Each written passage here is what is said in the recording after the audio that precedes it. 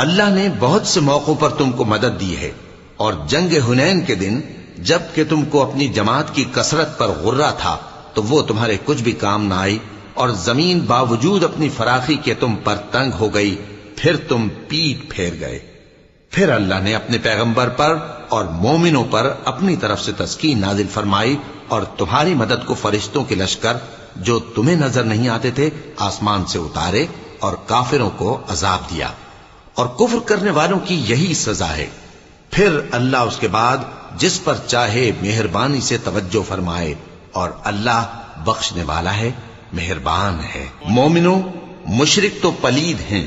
تو اس برس کے بعد وہ مسجد حرام یعنی خانہ کعبہ کے پاس نہ جانے پائیں، اور اگر تم کو مفلسی کا خوف ہو تو اللہ چاہے گا تو تم کو اپنے فضل سے غنی کر دے گا۔ بے شک اللہ سب کچھ جانتا ہے، حکمت والا ہے۔ جو لوگ اہل کتاب میں سے